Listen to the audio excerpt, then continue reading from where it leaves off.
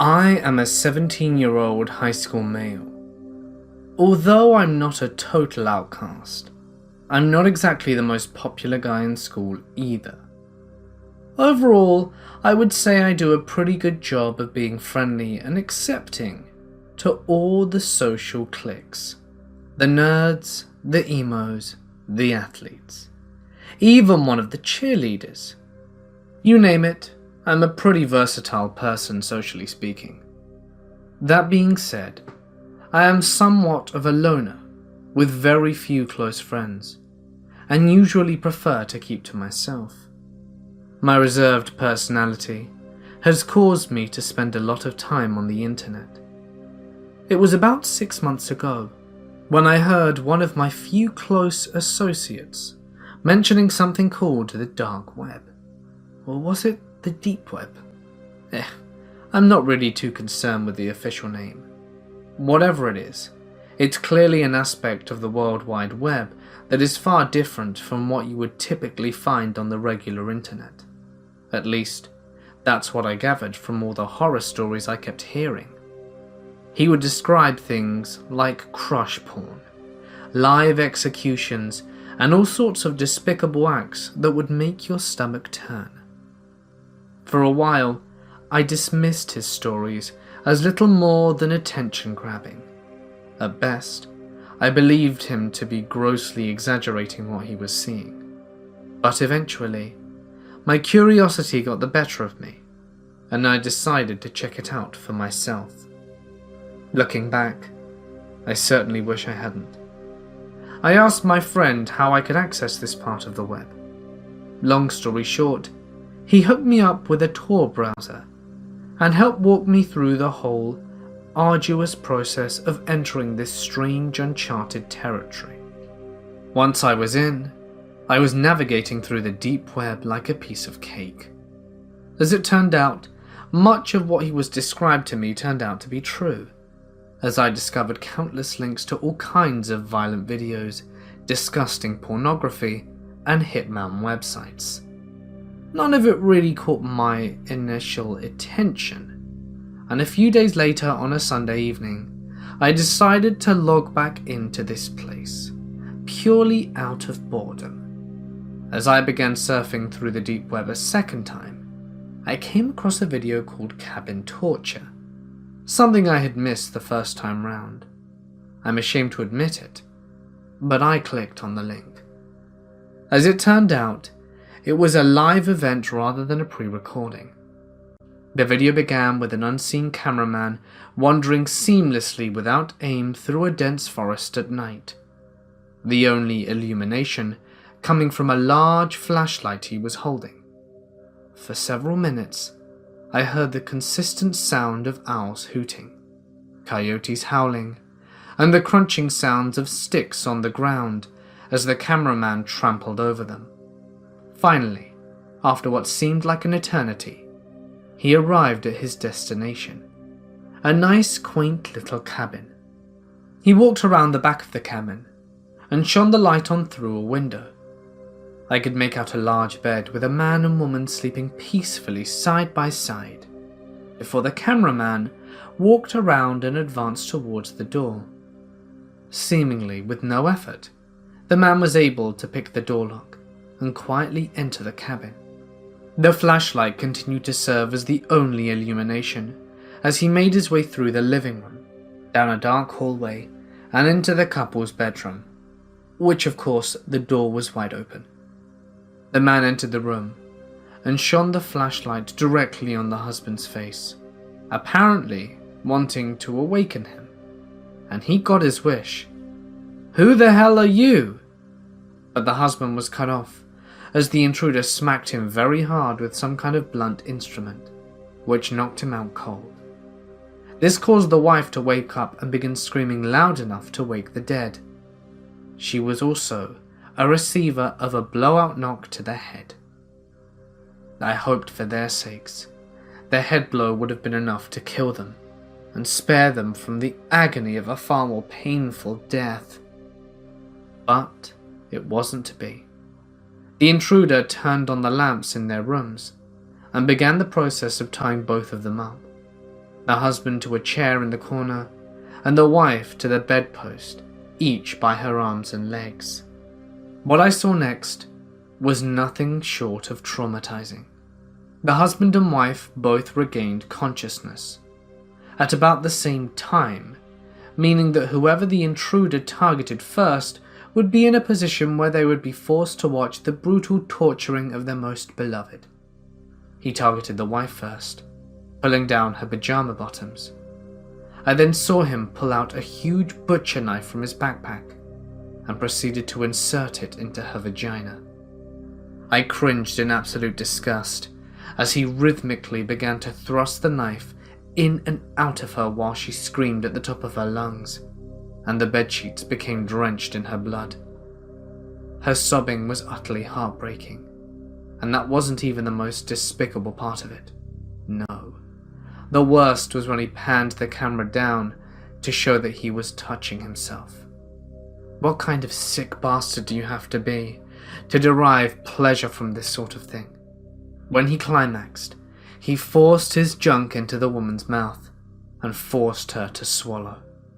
But he didn't kill her yet. He then turned his sights to the husband, who was still struggling with the rope binding him.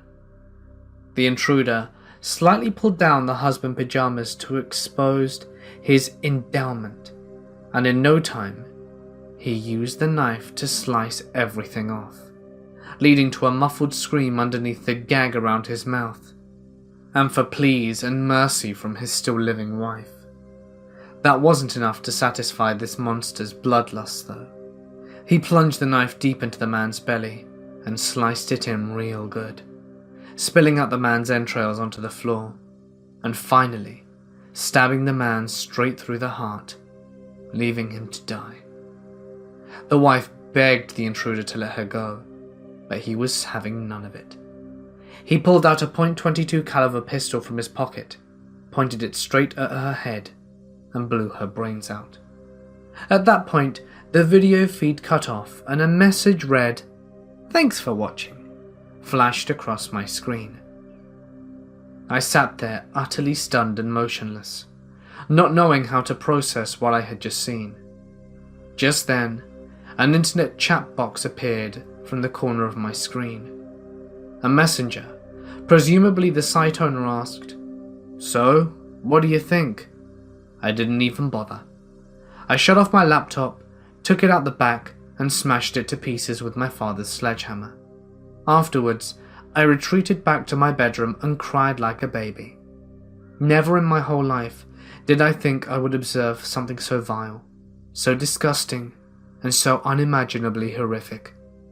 I don't know if those psychos will track me down. I don't know if I could ever open up to my parents or friends about what I saw. All I know is that I will never access the deep web again. So, I was doing what I do best the other day, and by that, I mean sifting through that depraved cesspool of the internet known as the deep web, and just generally being a lazy sack of shit. I spend a lot of time doing that, just randomly clicking links to things I probably shouldn't, and then being horrified by what lies on the other side. I've seen a lot of shit on there. Gore boards, dox bins, torture sites, IRL rape, animal cruelty, you get the picture. You've all heard the stories. Everything wrong with the human species can be found somewhere on the deep web, or so they say. I find it all fascinating. To glimpse people when anonymity takes hold and see what monstrous things people are capable of behind closed doors. It's like peeling back the curtain on a Sesame Street play and finding the showrunners having a satanic orgy backstage. You see people for what they really are. Monsters. So I began my voyage, monster in hand and freshly stoned mind ready to be mortified. From my closet, the inflatable erotic doll I had been given as a gag Christmas present looked in a disapproving manner with a lifeless, open-mouthed stare. Don't judge me, Miley. I performed the usual diagnostics and booted up Tor. I found myself on the hidden wiki soon after, staring at the dozens of links available for the taking. I saw little of interest, so I quickly switched over to DuckDuckGo. I pondered upon what type to search in for a bit. You have to be careful how you go about browsing Tor, and randomly entering murder or torture into a search bar could get you into a world of trouble. You never know who's lurking. I finally ended up typing in one word: sick. That ought to get some interesting results. The results were initially less than stellar, but soon I did find myself on an apparent blog of some sort. Darkness of the Soul. Edginess level, maximum. I glanced through the blog and found dozens of entries ranging from paranormal, conspiracy theories, short stories, and real-life crime essays. It was actually pretty interesting, and the guy who wrote it indeed pretty gifted in the vernacular department. I spent some time glancing through them until one entry caught my eye. It was titled, "Dark Sites on the Dark Web. Are They Real?" I found my interest piqued, so I clicked it. The article listed several relatively prominent and notoriously vile sites, like Cannibal Cafe, Cruel Onion Wiki, Violent Fantasies, and Playpen, none of which were what I was really looking for. But then, one caught my eye that I didn't recognize. It was listed only as "The Site with No Name." The author was even kind enough to provide a link, to which I clicked without a moment's hesitation. This hidden site has been seized as a part of a joint law enforcement operation by blah blah blah. I groaned while reclining in my swivel chair and downing the remainder of my monster. They've always have to take away the fun. Just as I was about to click back though, I noticed a small detail which drew my attention back. In the lower left-hand quadrant of the page, there was a slight discoloration that caught my eye. I've seen that same message hundreds of times, but this one looked different. On a whim, I highlighted the section with my mouse. Just as I had suspected, a series of text lit up with strands of numbers. The numbers just looked like gibberish at first, but on a closer inspection, I noticed a single Russian word. Voiti. Translation, enter. Luckily for me, I speak a bit of Russian, so I recognized the phrase right away. I hovered the cursor over the word and watched as the pointer shifted to indicate a hidden link. Clever, hiding behind a smokescreen like that. That's a first for me, so I clicked it. The page loaded for a while before finally opening to a new page. It was black with red font and, much as the article suggested, had no title on top of the page. It appeared to just be another catalog site. There was actually very little of substance anywhere on the page, just random links with no real indication as to where they may lead. I clicked several of the links, but all of them turned out to be dead. Well, except for one, that is, which opened to a disgusting image of a woman shitting on a guy's face. I nearly vomited at the sight of it. I have a pretty strong stomach when it comes to gore and violence, but poop is my kryptonite. Why would someone allow someone else to defecate on them, I will never understand. But then again, there's a lot of things I'll never understand, especially regarding the dark web. I knew it was a troll on their end, and I'll admit, they got me pretty good. I knew they were hiding something though. I mean, why go through the trouble of constructing an elaborate decoy if there wasn't anything illegal going on? Sure, creating the backdrop of the infamous government agency message wouldn't be too difficult, but if nothing illegal was going on, then why bother doing it at all? Mimicking my efforts from earlier, I highlighted the page once again. Sure enough, there was something at the bottom of the page which had been all but invisible beforehand. It was a series of numbers, spaced out horizontally. I thought at first it was another address, but there was no .onion at the end. The numbers were organized as follows: 4, 9, 11, 6, 2, 7, 12, 1, 3, 8, 10, 5.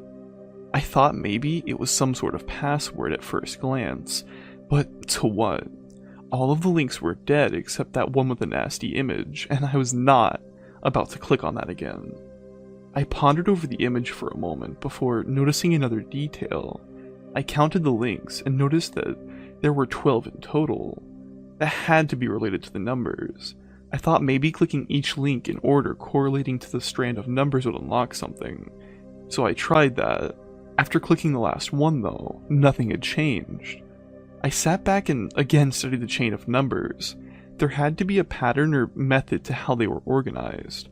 I pulled my phone out and punched the numbers into Google, but found nothing but tips for calculating fractions. In no mood for math, I put my phone away again and stared at the screen. What if the numbers weren't related to the links? What if this was simply a clue to another site of some kind? I scoured all over the page, clicking every square inch to try and find something. I don't know why I'd become so infatuated with discovering the answer, but boredom can be a deadly motivator. Suddenly, I was struck with an epiphany while staring at the top link. It had 12 digits in it.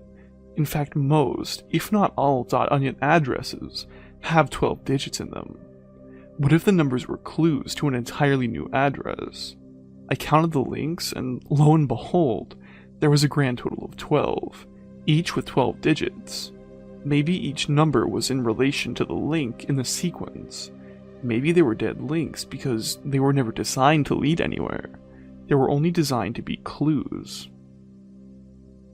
On a new hunch, I wrote down the 4th digit on the top link, the 9th on the 2nd, the 11th on the 3rd, and so on and so forth, until I had an entirely new web address.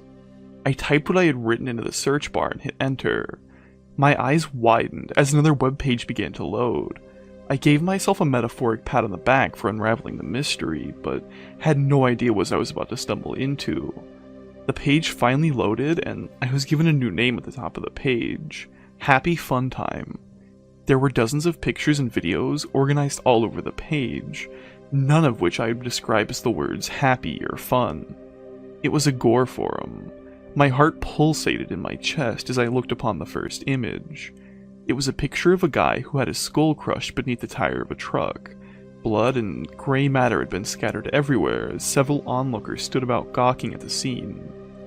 The second was an image of another man who had been decapitated and had his genitals placed in his mouth, probably a victim of the cartels if I had to guess. The third was a video, a very depraved video. It was grainy quality and terribly shaky, but after a few seconds, it showed what appeared to be a lone woman walking down the street at night. The person filming was obscured by a couple dozen yards away in some alley. Suddenly, other men emerged further down the street and bum-rushed the woman. They were on her in an instant. Before she even had time to scream, they grabbed her, and the cameraman sprang up to join the action. All the while he chuckled quietly in the most unsettling tone I have ever heard anyone utter. It was a giddy and juvenile giggle, the likes of which could only be produced by a severely deranged individual. The woman attempted to scream, but the two men held her mouth firmly, preventing her from doing so. They dragged her back into an alley as the giggling cameraman followed. I turned it off then, knowing exactly where it was headed. A reasonable person would have just exited the site by that point, but morbid curiosity is a powerful narcotic. The next entry on the list, though, ensured that any doubts I had of the authenticity of the site would no longer stand. It was a series of pictures, this time involving a little girl who couldn't have been more than 5 years old. She had sandy blonde hair and royal blue eyes. The pictures were innocuous at first, or at least they would have been if not for the site they were posted on. It started as just pictures that looked to be taken straight from someone's Facebook profile. A deep pit formed in my stomach as I sifted through them. The pictures began to grow ever more disturbing as they went. At first, it was the little girl with her family and dogs, but soon the pictures began to look as though someone was taking them without her knowledge. There was one where she was swinging at the park with several other children, another where she was playing with toys in a backyard, with the picture looking like it was taken from over the fence. I felt a cold chill creep down my spine as I anticipated where the pictures were headed. One picture stood out immediately. It was of a house at night, illuminated only by the flash of the camera. The next picture showed two people, a man and a woman lying in bed. Their throats were both slit, and their bed was soiled with a dark crimson. The next picture showed the little girl, clearly distressed with a black swollen eye. The remainder of the pictures went on to show the unknown cameraman take her and do terrible things to her. I won't even dignify his actions by putting them to paper. Some things are just better off forgotten entirely. Needless to say, it was the most goddamn disgusting thing I've ever seen. As horrible as the images were, the comments may have almost been on par. They were a mix of English and Russian. There were dozens of them, with almost all lobbing heaps of praise onto the vile cameraman and expressing their own sexual gratification with his actions. God is dead, and the dark web is proof of that. How in the world did we get to the point in which human beings like this can exist? I felt sorrow rise from within me for the innocent young girl who had been so violently violated and torn from the world. Normally, I feel nothing for random people on the internet, but the tragedy that befell her reminded me of things done to me in my own past. Maybe that's why I'm so fucked up. More than sorrow though, I felt anger. That was when I made my first mistake. Congratulations, fellas. You were without a doubt the most disgusting sacks of shit in the entire world. Cops have been notified, so have fun jerking each other off in the time you have left. Might as well do the world a favor though and just kill yourselves. I couldn't stop my hands from typing out the message, and before I knew it, my comment was inscribed just below all the others. It sat upon the screen for a moment before others began to appear, all of them insulting me and making fun of my empathy for the girl. Me and the other users fired back and forth for a while, before a familiar user posted. It was the same profile which had first posted the images to begin with. His first post confused me, as it was only a set of numbers with intermittent periods. I glanced at the comment before a horrible realization took hold. It was an IP address. My IP address. Before I could react, he followed up with my full name, address, and social security number. I froze, unable to figure out how he would track me. It was then that I discovered my second mistake. Like an idiot, I had neglected to activate Tails. They had traced me, son of a bitch. Thanks for stopping by, friend. I'll see you soon. Then you will get a whole new episode on the site starring you. His words sent chills down my spine. I stared at the screen, dumbfounded, and without a clue how to proceed. Not content with 2 mistakes, and apparently with a secret lust for self-endangerment and masochism, I made a third one. Fuck off, I posted in the comment and quickly shut down the Tor browser and closed down my laptop. I thought about the events that had just transpired and somehow just ended up laughing them off. After all, there was no way that bastard's going to go through the trouble of tracking me down. People say shit online all the time, but they never act on it. It's all just empty threats. Either way though, I had some preparation to take care of. I called the police on the non-emergency hotline and informed them of the events. I gave them the web address I had gotten and they told me they would investigate it. After that, I called my insurance company to alert them about someone finding my social and proceeded to drink myself stupid, hoping liquor would drown the memories. Days went by and nothing had changed.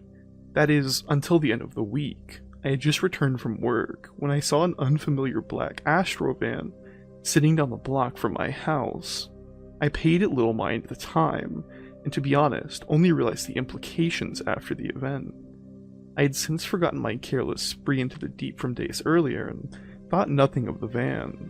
I got inside again and booted up my computer for some mindless browsing. As I did, I heard a noise outside. It sounded like someone climbing the fence outside. I live alone and have no pets, so I knew whatever it was wasn't from my house. I thought about investigating it, but quickly the shattering of glass made it clear that it was not a good idea. I heard footsteps emanate from down below, giving the distinct sound of boots on hardwood floor. They grew nearer and nearer, and I found myself frozen with terror. It was like my body just refused to accept the situation, and would not respond, no matter what I did. That would have been a most astute time for me to have gotten my gun.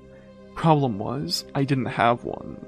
The footsteps got louder and louder, all the way up the stairs with booming stomps of feet. I heard them trudge towards my bedroom door and lingered just outside. My heart was in my throat, and sweat had begun to drip from every square inch of my body. The door slowly creaked open, and in stepped a man with dark clothing and a simplistic porcelain mask. He walked inside brandishing a suppressed pistol in his right hand. He grew closer and closer, and then walked right past me. I don't know why they never bothered to check the closet. It's always the first place I look. I guess maybe he was too distracted by the doll which sat on my desk. Put up with headphones on to complete the decoy and lull in the approaching predator. I guess that inflatable sex doll came in handy after all. He stepped towards the dummy, and I emerged from behind like a tiger from the jungle, silent and with ravenous hunger. I could feel the saliva begin to pool within my mouth as he reached the prop. He put a hand on the dummy, and I put my hand on his throat. He struggled, like they all do, but I quickly stripped the firearm from his grip. A simple incision underneath the arm with a blade does wonders in demanding obedience. All it takes is a slit into the ulnar nerve, and the arm becomes essentially useless. The unbearable pain it causes is also a bonus. He dropped the gun, and I slammed him to the ground face first. With one motion, I put my foot on his left elbow and grabbed his wrist with my hand while my other hand held the blade to his throat. I then leered close behind him and whispered to him, "What time does my episode air? I don't want to miss it." Before he could respond, I yanked his arm backwards while pushing my boot firmly on his elbow. His bone cracked and then popped from its hinge, as his arm bent backwards in the opposite direction it was meant to. The man cried out in an agonizing scream, but I quickly silenced him. He writhed upon the ground and moaned pitifully as the blood began to drip from his mangled arm. His eyes looked at me, and I could see that oh-so-sweet luster of panic-stricken prey glisten in his dark, brooding eyes. The hunter had become the hunted, and I could not stop the diabolic grin from slithering its way onto my face. It's time to feed. It's a weird feeling when you first kill someone. Most start as a crime of passion, anger which boils over and leads to an act of violence. You learn a lot about people in their last seconds of life. Their secrets, their faith, their fear. You learn a lot about yourself too, like how you, a normal dude, could so easily swipe the life of another. There's a raw, primal satisfaction in that feeling, knowing that you hold dominion over death. The feeling is addictive. Once is never enough though, and soon you will feel the urge to repeat your actions. The dopamine rush, the burst of euphoria, it's as sweet as honey to the mind. I was more careful from then on, picking targets with no relation to me, and no reason to suspect my intent. After a time though, I grew tired of targeting the unsuspecting populace. It didn't thrill me in the way it used to. You can only shoot fish in a barrel so many times before you want to dive into the ocean. What I needed was a new challenge, a new prey to rekindle the flame beneath me. I don't want the sheep anymore. What I need now is the wolf. Do you have any idea how satisfying it is to see the eyes of a predator turn into a helpless little lamb? To know the terror they once instilled in others is now force-fed down their throat. They never expect it, and there's no feeling so delicious. It's the ultimate poetic justice. Monstrous actions done to monstrous people. The flood of adrenaline through their system also gives the meat a wonderful flavor. My real name is irrelevant, for the annals of history will forget, but I have become known in certain circles by my adopted moniker, Sig Sepsis. You can find my advertisements all over the web in one form or another. My skills are taboo, but refined. My clientele willing, and their tastes insatiable. To hunt a monster, you must know how to find a monster. You must become a monster. So to all the friends upon the forum known as Happy Fun Time, and the rest of the world at large, I see you. If any of you gentlemen would like to retrieve the remains of your fallen comrade, then you know where to find me. And if you, dear reader, happen to partake in the odious fantasies of the repugnant underworld as well, then perhaps I will see you one day too. I grew up all my life glued to a computer. When I first started talking, I was already browsing through my uncle's computer, switching between games. By the time I was 10, I was talking over my family's MSN accounts and making them send each other awkward messages. I was 10 at the time, So the messages were stuff like, "I hate you," or "Give me back my Power Ranger." As you could imagine, I had no friends growing up. I was bullied and pushed around a lot. I'm autistic, so I guess that was the reason. I don't know. Nor will I ever. My old man kept telling me that I should stand up for myself, that I had to show them I wasn't afraid. Truth is, I couldn't fight back. I tried, but my punches were weak, and my kicks would tickle. I spent the best part of 6 years thinking the only way I could fight back was by physically fighting them. Little did I know that the world I grew up in, the virtual world, was about to become the second life for everyone. From here on, my mistakes started to pile up. I was 16. Everyone was using Facebook, Twitter, whatever was popular. People flocked to it. I had a main bully, as you could say, Brock. Brock was the definition of an arsehole. I guess it made him what I did to him easier to live with. Brock loved to brag. His girlfriend was hot. His figure was fit, and he was amazing at sports. His only downside was he was dumb as shit, and he hated anyone that excelled academically. Surprise, surprise, I was a smartass. I was incredibly good at problem solving. I guess that was the upside to my autism. He hated that, and proceeded to make my life a living hell. I tried fighting back again, using my weak body, forgetting my strongest weapon was my mind. One day, I was browsing Facebook and found Brock as a suggested friend. He was in my world, and suddenly something clicked. I created a burn account, jazzed it up and made it look legit. I added Brock as a friend, and proceeded to find out as much as I could about him. I found his girlfriend, and added her too. I sent Brock an email from Facebook, claiming his account had been compromised, and to download a PDF file with our security measures updated. Of course, he fell for my fake message. He wanted to keep his account, so he downloaded the document. Fool. I had access to his laptop, and proceeded to find everything there was to know about him. I knew so much at that point in time. I could tell you where he was, what he was doing, and who he was doing it with. I had his laptop camera send me images every so often to know what he was up to.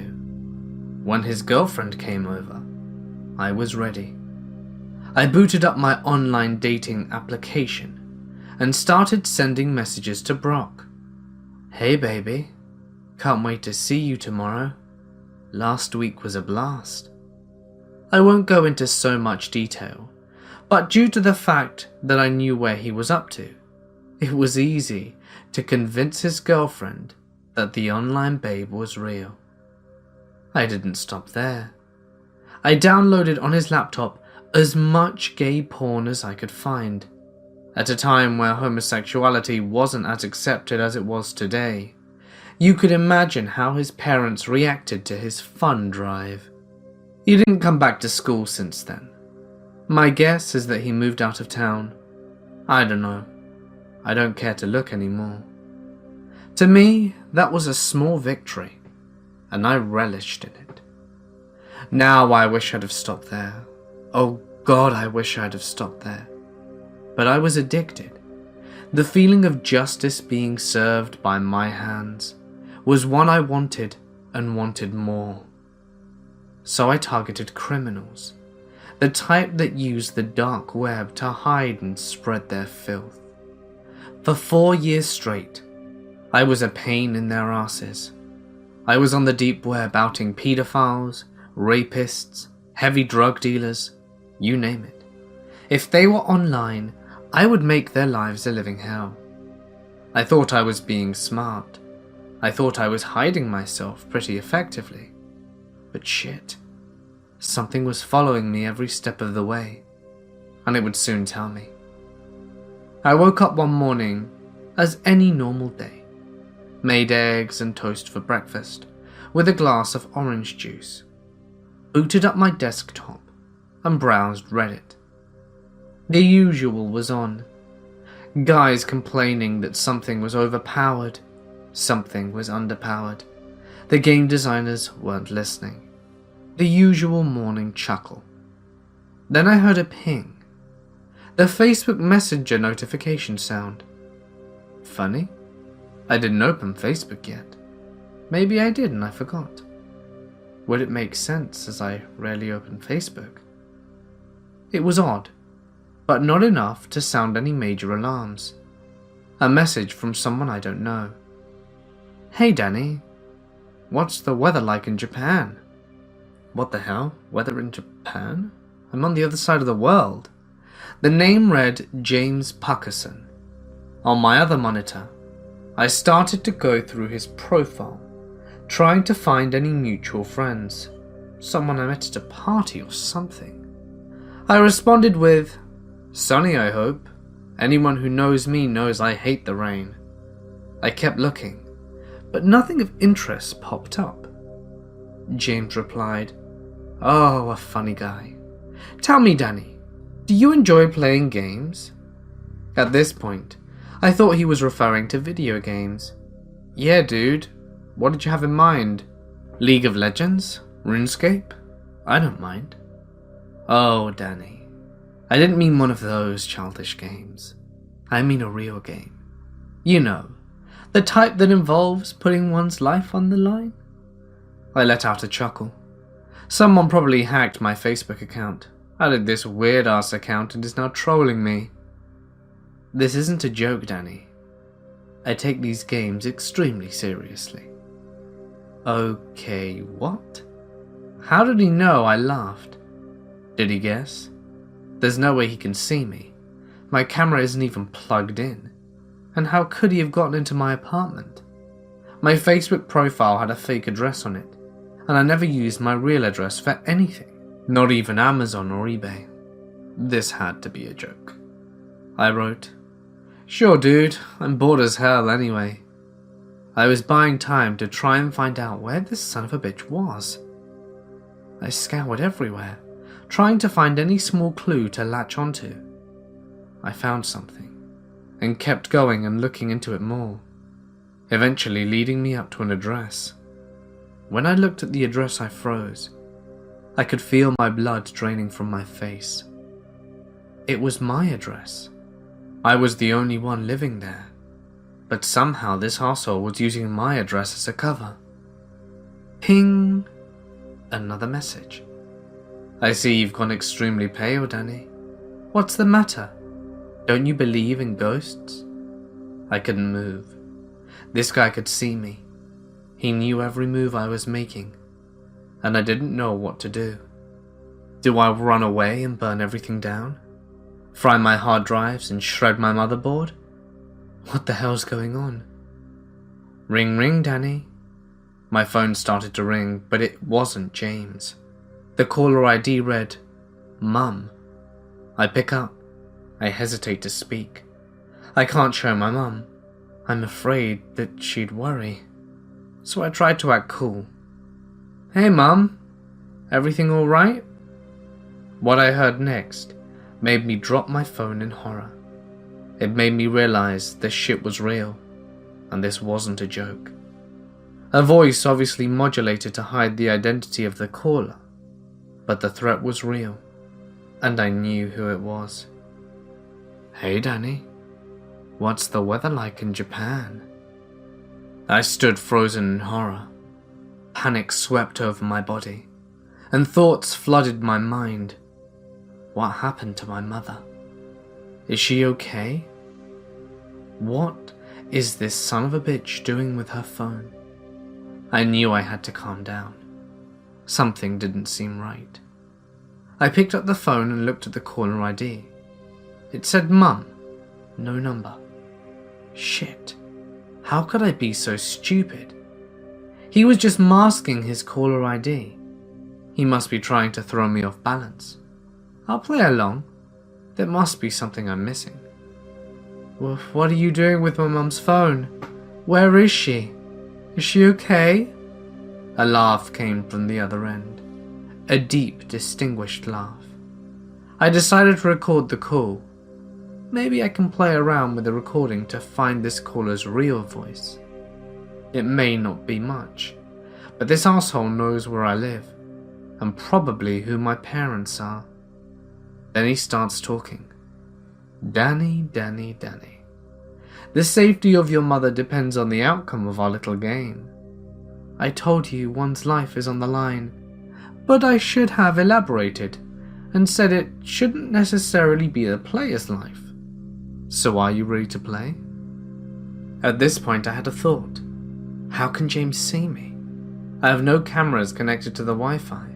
My desktop camera is disconnected, and I ripped out my laptop camera when I got the damn thing. Another option would be he broke into my apartment and installed cameras when I was out. But why would he risk getting caught like that? I may have cameras at home and catch him doing it. No. He must be using one of my devices. Doesn't seem like I have a choice, James. Let's play. I braced myself for what he would say. We've all watched those horror movies. These games weren't exactly Mario Kart sort of level. Suddenly, I knew. I wanted to throw myself from my apartment for how stupid I'd been. In my hand, I held the single device that had a camera and was connected to my Wi-Fi. My bloody phone. I didn't want to jump to the conclusion that it was the only camera that was being used, so I decided to test it. Before I could do anything, he begins to speak. Well, Danny. I must say you've got balls. Most guys would have started to cry or beg me to stop. This will most certainly be fun. I had had enough of this shit. I started to test my theory. I started Googling shit like how to track a phone call and how to find cameras in a house. I wanted to see if he could see my screen, and sure enough, the confirmation came through. Oh, Danny, it's cute you're still trying to fight back, but I can assure you, you will not be able to track this call, and you will not find out how I can see you. Challenge accepted, dickhead. I angle my phone away from my bag and take out a USB dongle. If this asshole is on my Wi-Fi, I'm gonna make him think he's controlling all of my devices. I look for my laptop, whilst trying to make as little noise as possible, and again, angling the phone away from what I'm doing. I find the laptop, boot it up, and plug in the dongle. Yeah, well, I'm one tough son of a bitch. So when we playing, James? And do go over the rules properly, yeah? I like to whoop your ass playing with your rules, dipshit. My strategy was to show no fear. In truth, I was terrified. But I knew the instant he smelled fear, he would have total control over me. And I'd mess up and forget basic stuff like I had when this shit show first started. My laptop finished booting up. Excellent. I knew this guy was using my network somehow, so I decided to hack my own network and see how he got in. Maybe he left something behind. The rules are simple, Danny. You wanted to play judge, jury, and executioner. We are going to go through your history of white knight justice and see just how much of a hero you really are. Hero, huh? There was a time when I thought I was a hero. Maybe it was when I made a child molester end his own life. I told myself I was a hero because he wouldn't hurt another child. In truth, was I a murderer? Was this my past coming to haunt me? No time to think about it. It wasn't just my life on the line here. Everyone I care about is in danger. and there's no time to be selfish. Ha, hero. That's cute, James, but I've always known I was the devil. A necessary evil. But sure, let's walk down memory lane. Maybe that will remind you who the hell you're dealing with. My attempts were bringing up nothing. I managed to break into my own network many times, but I couldn't find a trace of another device. Not a trace of information transfer. Wait, information transfer? Outgoing and incoming traffic? Shit, I'm stupid. He can see a stream of my screen, which means I have outgoing traffic somewhere, right? I start monitoring my outgoing traffic. Encrypted, of course, but there was still an address, a server, that this information was going through.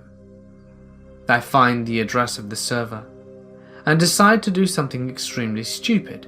I might sentence myself to prison, or worse, no access to a computer.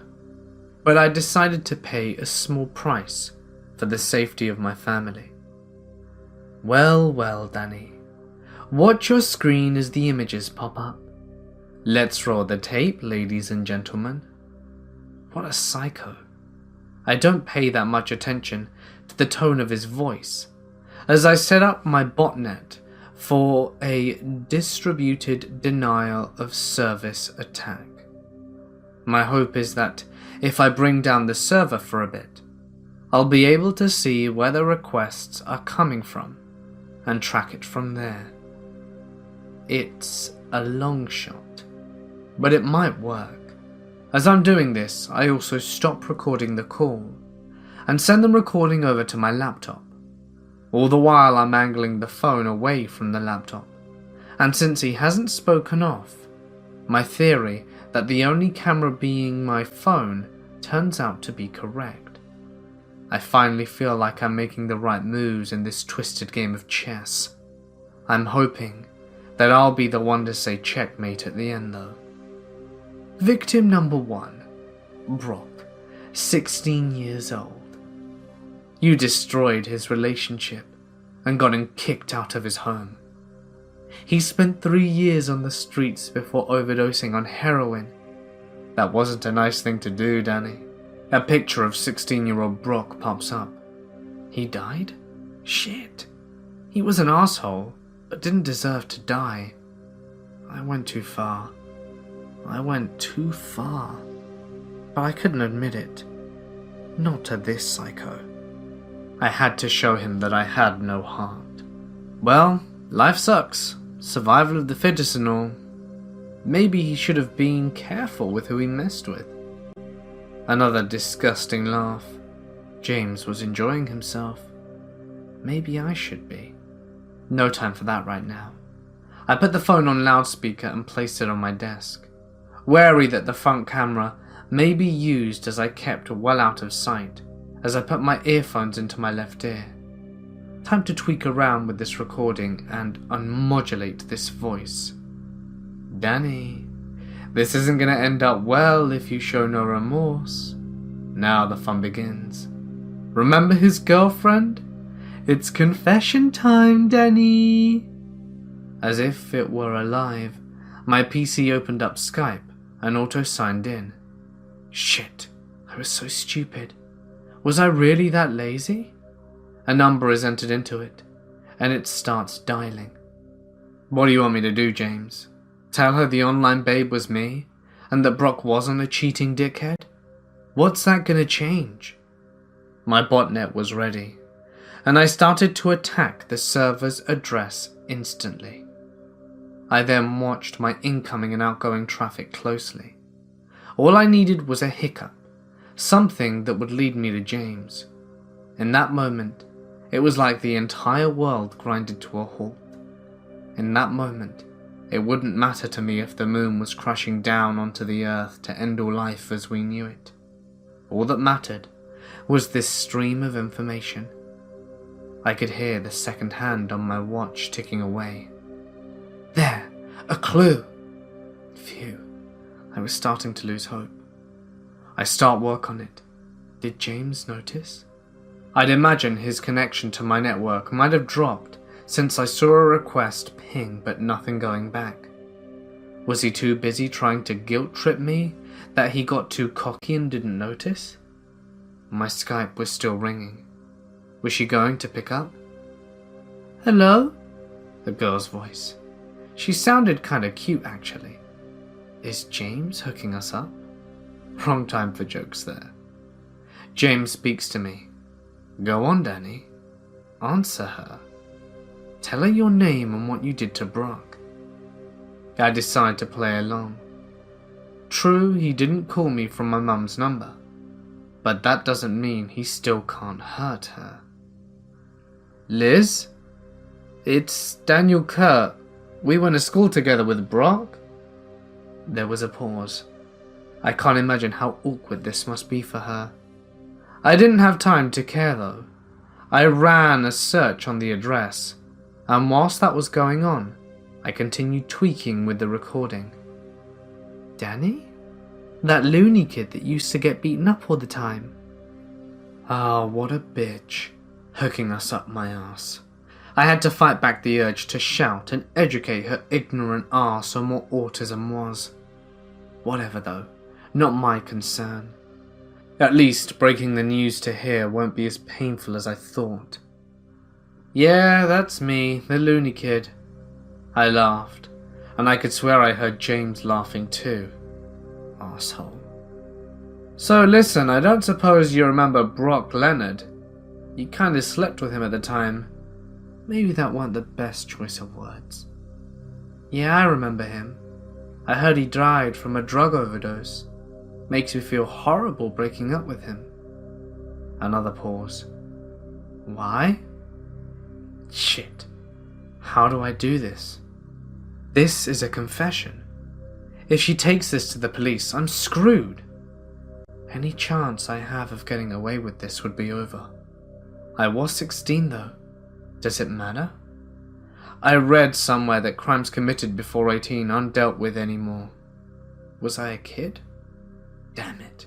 To hell with this. I needed to stop this madness before he makes this call, a victim of an attack I committed after 18. Yeah, well, it's my fault he did this. He made my life shit when I was at school, so I decided to fight back. He never cheated on you. I made it look like he was. There was a really long pause, and it gave me time to work on the recording. Nothing remotely human yet, and I was still searching for an address. Why is it taking so long? Her voice was extremely soft. I was expecting something else. An angrier tone would have made more sense. Danny? Yeah? I know. She knows?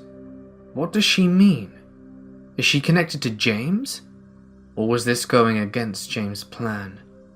Shit. Is she? James? Wait, how do you know? Another pause. What the hell is going on? How the hell does she know? My search comes up with something.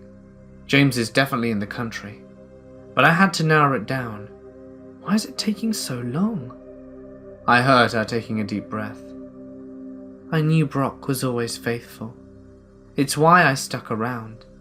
I wanted to leave him because he was a horrid person. Not to me, but to other people. I mean, look at you, Danny. You were bullied by everyone. But Brock kept taking it too far. And it wasn't just you. Other people would be pushed around by him every day. And I was sick of it. Another pause. Is she crying? I can definitely hear crying. I didn't want to cut it at all. I let her take her time. And after a few seconds she continued. I guess I was looking for a way out. And seeing this girl that Brock was supposedly cheating on me with was my ticket. I knew he was faithful.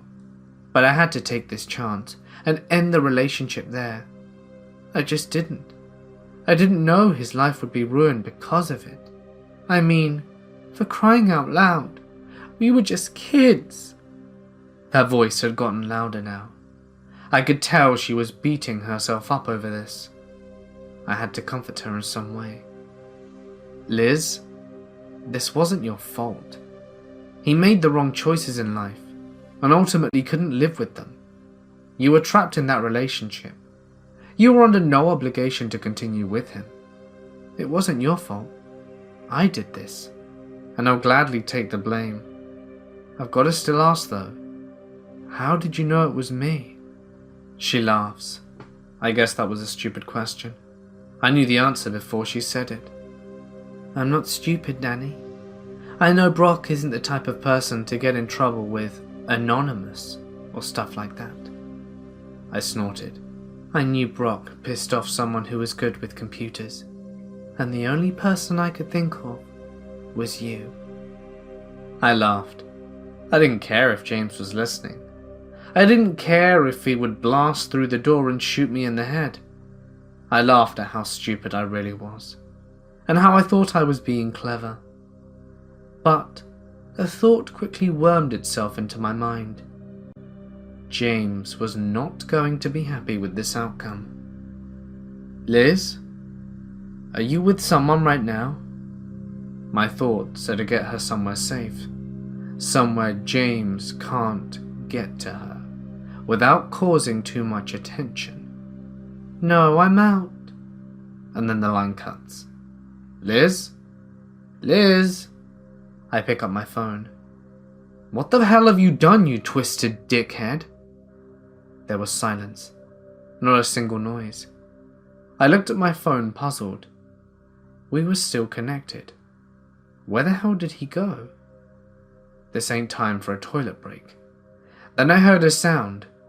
He's still there, and he starts to speak. His voice changed, not modulated into something else, but his tone. He wasn't happy. Homo sapiens. An intriguing species. They never do things the way you accept them to.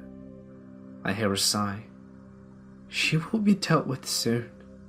For now, though, let's continue our trip down memory lane. Oh my god, he's going to kill her.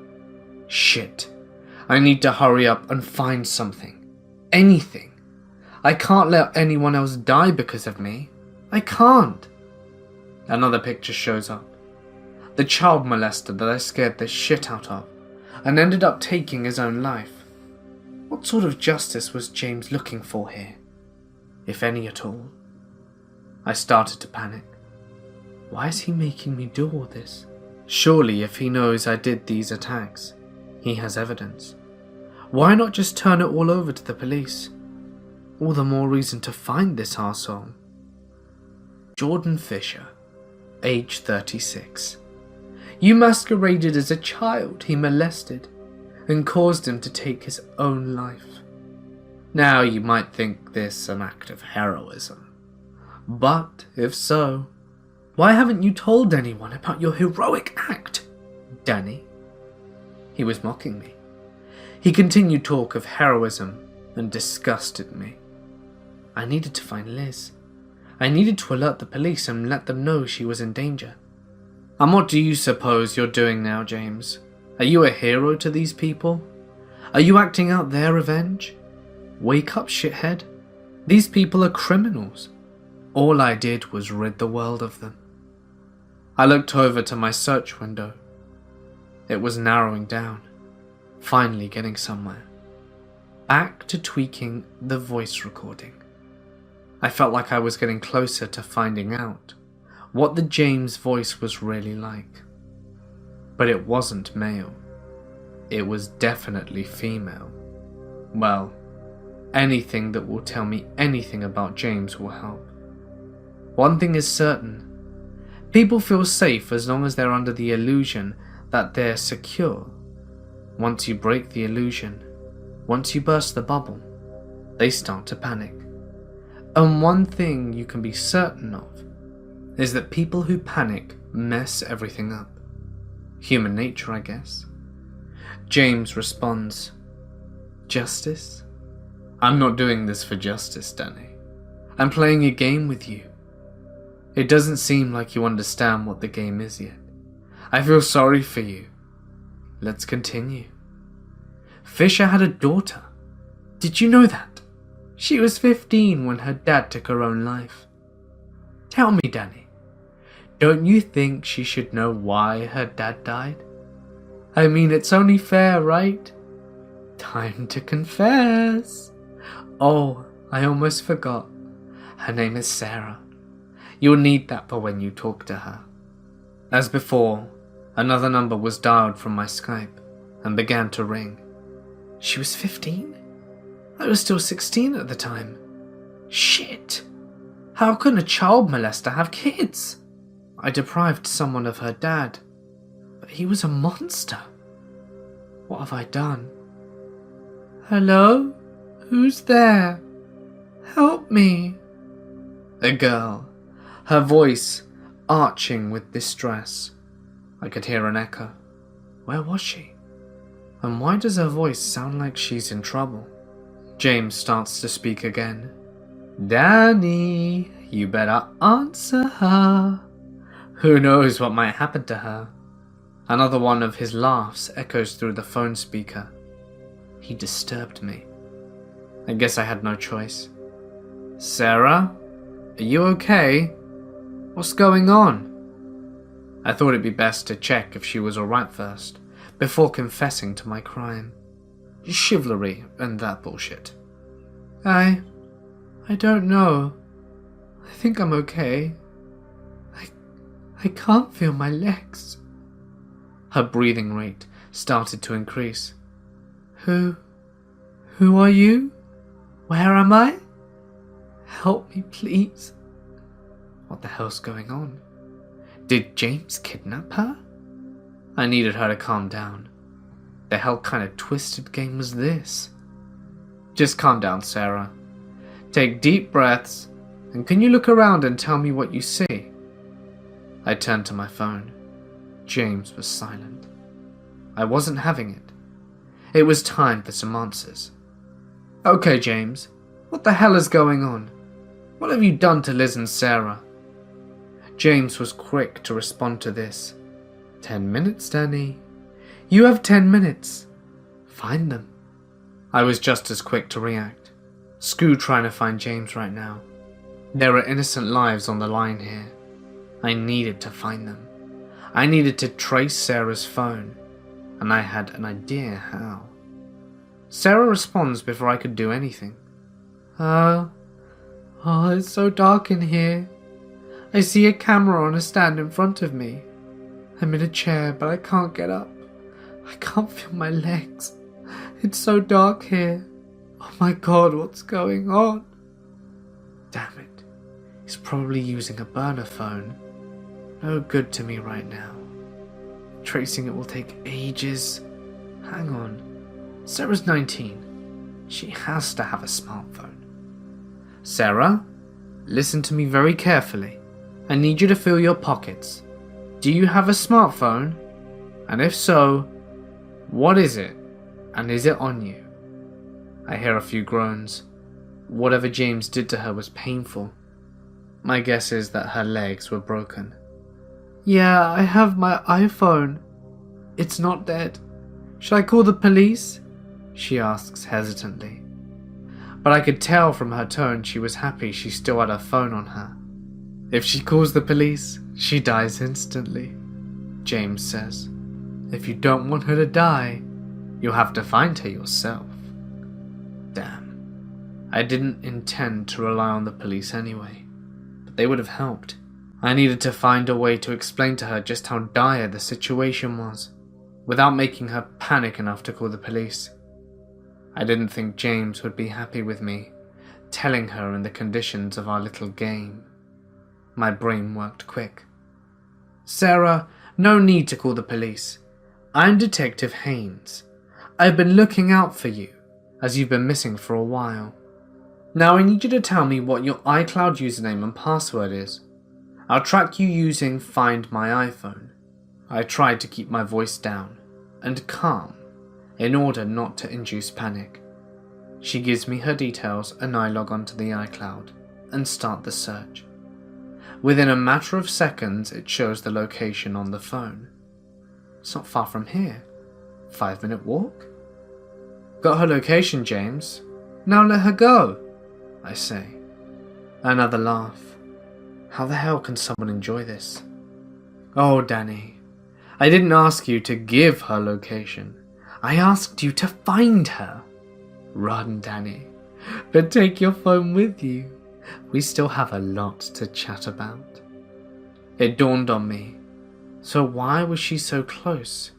And why did it give me such a long time frame for such an easy task?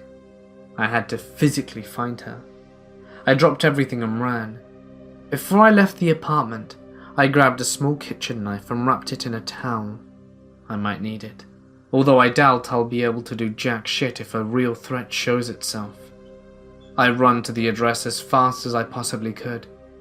I rarely exercised, and when I reached the address, I felt like dying. I saw a large building in front of me, at least 7 stories high. There were no bells to ring, so I banged the door as hard as I could. No reply. I didn't have time to waste. I tried to find a weak spot in the door. It was so old that it wasn't too hard. Remember how I didn't exercise? Well, try bursting down a door when you struggle to open a jar of honey. I looked around for something to use. There were a couple of bricks laying around. I grabbed one and threw it at the door, hoping there isn't anyone on the other side, but the brick just bounced off. I take it and start hitting the hinges of the door, and after a few swings, it finally lets loose. 1 hinge down, and no time to celebrate. And I kept hammering until it finally broke loose. Sarah, are you in here? Can you hear me? I run inside and look around hastily. There must have been 20 or so rooms in the building. I didn't have time to look through each one. Help, I'm here, help me please. That's Sarah. I run to where I hear her voice. Sarah, I'm here. Keep talking to me, I'm coming. Detective, I'm over here. Be careful, there's someone else here. I stop outside the door. Is James here? Would he risk exposing his identity like this? I'm running out of time. I take out the small knife and kick open the door. I step into the room, knife raised, steadying my breath. I look around the room. It's dark, and I wait for my eyes to adjust. I start to make out a chair with someone seating in it, a stand with what I assume was the camera from Sarah's description, and a figure standing opposite to me. A female figure. I couldn't quite see her face yet. My eyes were taking forever to adjust. I turn to face this figure while glancing at Sarah. Sarah, are you okay? I ask. I need to make sure she's fine before whatever is about to go down does. Yeah, I'm starting to feel my legs again, but I still can't move. There's another girl here, red hair, but she's passed out. She sounds relieved. I guess she thinks I'm a fit detective with dashing hair and stunning eyes. Oh, I do not envy her for the disappointment she's in. The red-haired girl was probably Liz. So this is the grand battle, then. At least it's almost over. Just as I'm about to address the figure, who I could only assume was James, I hear a voice coming from behind her. A familiar voice. Hey, Danny. I freeze. That voice. It can't be. No. It's impossible. But the more I thought about it, the more it made sense, but also terrified me. Who was the person I kept no secrets with? Who was the one person who knew everything I'd done? Who was the one person who had access to my address, PC, apartment phone, and everything I owned? Who was the one person I shared my heart with? My one true love. Angela? I whispered softly. The thought that my girlfriend, my heart and soul, had done this to me crushed me. I felt tears rolling down my face. Of course it all made sense. This supreme hacker never did any hacking at all. She had installed cameras in my apartment because she was always there. She knew I didn't have any of my own. She had her address spoofed as my own because she knew that's what it was. She added James to my Facebook account because she had the login details for my Facebook account. I shared everything with her, and the thought of her doing this never crossed my mind. Why? Why are you doing this? What are you doing? I don't understand. What did I ever do to you? I'm speaking through tears and can barely string together the sentence. My eyes adjust to see her. Angela, is she crying as well? Or am I hallucinating? No, those are definitely tears. Is she really James? Or did James threaten to do this too? Ta-da! She sings through tears. Are you proud of me yet, Danny? Did you enjoy our little game? To this point, I'm angry, confused, and tired. Why? The tears didn't stop. Instead, they increased in intensity. Why are you doing this? Why are you hurting innocent people? Why are you hurting me? I've only ever loved you and cared for you. Why? She laughs. Her face is fake, and I can tell that she still laughs. Why? She says in a mocking tone. Don't you know why, Danny? Don't you know why your lovely girlfriend is doing this, Danny? Did you not find it odd that I didn't introduce you to my parents? Ever? I did find it odd. She was always reluctant on telling me who her parents were, but I didn't mind. I loved her for her, not her parents. What has this got to do with anything? As I'm still searching for answers, it hits me. Her dad must have been a victim of one of my attacks, and I confessed it all to her. But still, if he was a victim to an attack from me, he must have been a criminal. Why is she doing this?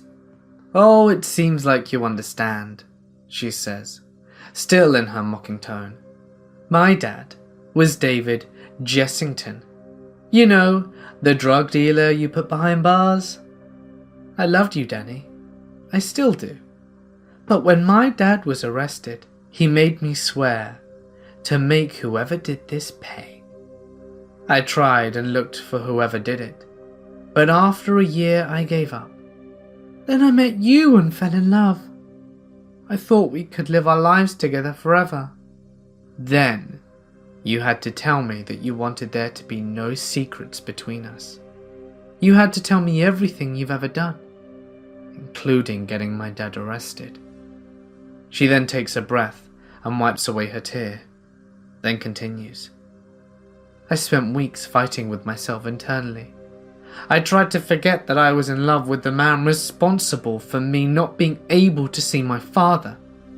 I tried, but I couldn't. Eventually, I went and visited my dad. I asked him if I still had to make the one who did this pay, even if it was someone I loved deeply. I pleaded with him to forgive me, but he looked at me and told me that if I had the power to avenge him, and didn't, he'd disown me as a daughter and never forgive me. Her tears had returned, and she started to splutter as she spoke. Danny, I love you. I always will. But I swore to my dad, and if he ever finds out I let you go, he'll kill me. At least if I make it look like I made you pay, he'll let you go. And I don't care if I'm arrested. I don't care if you hate me forever. I love you, Danny, and that's why I'm doing this. My heart ached. I felt her pain. I felt her struggle. I wanted more than anything to just go and give her a hug and tell her it would all be okay. I dropped my knife and started walking towards her. I didn't care if she killed me. I didn't care if the whole world was against me. I loved her, and I wanted to fight for her. With every step I took towards her, my heart began to flutter. It was like I was falling in love with her all over again. but she kept crying and raised her knife towards me. "Danny, please, stop, please, I don't want to do this. I can't let you get close to me again. Please, Danny, stop," she pleaded, but I didn't care. She realized I didn't care if I died, so she raised the knife to her own neck. I stopped and stared at her eyes, her beautiful, hurting eyes. "Please, Danny, I don't want to hurt you anymore. I can't do this. Please stop." I ran to her as she was about to drive the knife into her neck. I hold the blade with my bare hand, and blood starts dripping from the fresh wound. But I don't care. I stare into her eyes and softly whisper, "I love you, Angela. I always have, and I always will. I don't care who your dad is. I don't care if the whole world is on his side. I will fight for you, and I will die for you. Stop this madness. Let's face the world together." She continues to cry and drops the knife and leans in for a kiss. I hear sirens in the background. Someone must have seen me breaking into the building and alerted the police, but I didn't care. I was in my own world, with the other half of my heart. What happened next was a blur. First it was the police, then it was an ambulance. Angela and I were arrested. But thanks to the witness reports by Liz and Sarah, I was released immediately. I attended Angela's hearing, and she looked happy to see me there. Her sentence wasn't too long, less than her father's, but I didn't care. I promised her I'd fight with her until the end, and I meant every word. I kept visiting her. Every time I'd get a chance, each visit with a new gift. Each visit with more stories to tell each other. She'll be out one day, and I will always be there for her. And once she does, we'll move away. I'm working hard, taking every shift I can, earning every penny. I won't hack ever again. I would ever take justice into my own hands again. Because even though I may have helped someone, I have also hurt another. And maybe they deserve it. Maybe what I did was right, but I am not justice. I have no right to claim to be. I have made some mistakes in the past, and maybe James was my justice. For now though, I know what I must do, and I have my heart set on the path I have chosen. Maybe I made the wrong decision. Maybe I should have let her die and continued my vigilante run. Maybe there is a place far enough away for us to run to, where her father can't find us. But I don't care. My fight isn't over. It's only just begun. July 1st, 2018. A face is staring into the camera. Sandy hair, mid-20s, male, somewhat reminiscent of a squirrel in his rapid mannerisms. The big day is finally here.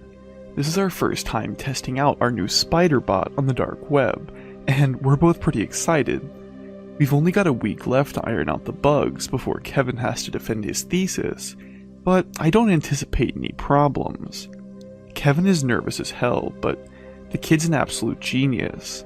He's still configuring his Tor network and VPN, so I'm gonna catch everyone up who are just joining the stream now. Typical web crawlers haven't been able to explore the dark web because they can't index specific inputs like forms or authentication passphrases. I'm mostly here for moral support and don't understand it completely, but to my knowledge, Kevin's SpiderBot has machine learning algorithms, which have been training the last few weeks to learn a new adaptive method of keyword selection. You hear that derisive snort at my oversimplification? Yeah, that's Kevin. Say hello, Kevin. Shut up, Brian. Whatever, fuck you too, man. Based on the training results, we should be able to index a couple thousand pages a day. Google only reaches 16% of all available websites, so that means it's going to take us approximately forever to get through it with all our current computing power. This is just a proof of concept, though. All we're using at the moment is Kevin's old laptop that his dog Crinkles practically smashed. The power cord was stretched across the room, and this little bulldog comes barreling right through. Hold on, it looks like we're good to go. If all goes well, then in a couple of months, you're gonna start reading about how the dark web ceased to exist because of our little spider. I'm gonna end the stream now to let it get started, but join us again tomorrow to explore all the cool stuff we found. July 3rd, 2018. The sandy-haired man is back. There are bags under his eyes, but he's enthusiastic as ever. Hey guys, it's me again. Sorry for the delay, but we hit an unexpected bump. Spider was doing great and had already logged a few hundred sites when it abruptly stopped with this weird error. It keeps telling us that it's already indexed everything. Kevin is able to manually direct to keep finding new sites, but as soon as it's automated, it just says finished again. Kevin is practically ripping his hair out, but it's not like this has been a complete waste of time. We did discover a brand new, never before seen color that I'm pretty sure didn't used to exist. All Kevin had to do was put on a white t-shirt a week ago, then eat nothing but barbecue chicken wings and sweat out the sauce. Anyway, Brian rambles, it looks like we might still be a while, so... Got it. I don't understand it, but I've got it. Well, whip me red and call me applesauce, because it looks like we're back in business. What? That's not a saying. Nobody says that. Kevin. You've got to get out more. People are saying stuff like that all the time, so what was the holdup? It's all linked. Look at this. A drug marketplace, an anime forum, a counterfeit producer, some dungeon porn. You have my attention. It's all referencing the same destination. Spider stops indexing because it thinks the whole dark web is this one site. I'm gonna try to get in. That relates to a joke I know. So a drug lord, a weeboo, and a con man and a porn star all walk into a bar. This isn't a real joke, just shut up, I'm trying to concentrate. And the barman says, what are you guys doing together? So the drug lord says, they've all got something to hide. Even the porn star? It's gotta be a blackmail thing. These guys must be tunneling into other websites to get a hold of our info for their ransom. But there's no way they can be everywhere. Every single spider finds... Shit, motherfucking bitch sticks. Oh, like that's a real saying. They're on my computer. I have no idea how they trace Spider back, but the mouse is moving on its own. It's typing an address into Tor. What are you doing? Popping out the battery. The power button isn't working. No, don't! Dude, give that back. Nah, man. This is what people are here to see. Let's find out where these hackers are trying to take us. I swear to God, Brian, an overweight torpedo wearing a blotchy shirt of unclassifiable color hurtles across the screen. The streamer's chair tips over and both men go down. The laptop is left in front of the camera where a long line of seemingly random letters and symbols are typing themselves into the address bar of a Tor browser. This website loads. A countdown timer starting at 15 minutes begins to tick down. Kevin and Brian stick their heads up over the desk in unison to stare at it. At least shut that damn camera off, Kevin says. Only if you let the countdown so we can see what happens, Brian replies, swatting away Kevin's hand which stretches for the laptop. God, you're such an asshole. Whatever, fine, just shut it off. The sandy man begins to wave, but the screen cuts off halfway through. When the stream turns the timer reads 15 seconds. The angle is weird, as if the camera is in his lap hidden beneath the desk. The looming Brian is pacing and muttering to himself in the corner of the screen. Kevin surreptitiously leans over the camera and gives a thumbs up, mouthing the letters OMG. The timer hits 0 and stays there. A dog starts barking somewhere in the distance. Are you happy now? Kevin grunts. Give it back, okay? There's a knock on the door. A single knock, loud and deliberate. The barking intensifies, snarling, growling, all hell breaking loose in its little world. Not really, Kevin whispers. A second knock, then a third, each about 3 seconds apart. You get it. Both men say it nearly the same instant. They stare at each other until the next knock. This is your fault. Kevin wheezes in a voice halfway between a whisper and a shout. Yeah, he replies. He approaches the door, the camera angle still at waist height, then in a louder voice, "Who is it?" "Are you still recording?" Kevin hisses. Unbelievable. The screen's filled by the door as Kevin gets closer. He's right up against it, so he's probably looking through the peek hole. Crash. A sound loud enough to max out the speaker volume. The door explodes inward in a wave of splinters. The screen shakes erratically, and there's nothing but splinters and lances of light and screaming. A gray-skinned hand streaks across the camera. If you freeze the frame, you'll notice that the skin looks more like coarse cloth, and that there's stitching running up and down the fingers. The stream cuts off. July 10th, the streamer is back. His face seems paler. His skin's breaking out and his hair hangs in greasy strings around his face. He's sitting in a bare table in a concrete room. The lights are dim, but there's a large man standing in the back of his room.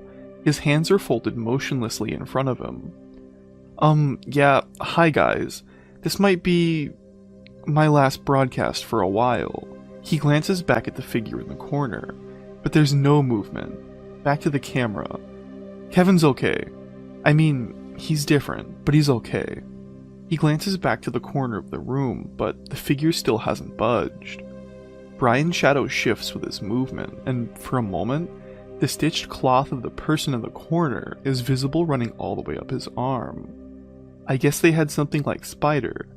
They were only tunneling into websites on the dark web anyway. I guess those kind of people could disappear without as many questions being asked. They wanted my followers to know, though. Brian swallows. He looks behind again. Then a sudden burst of movement. Grabbing the camera and dragging it up to his face. "Close your browser now. Shut off your computer."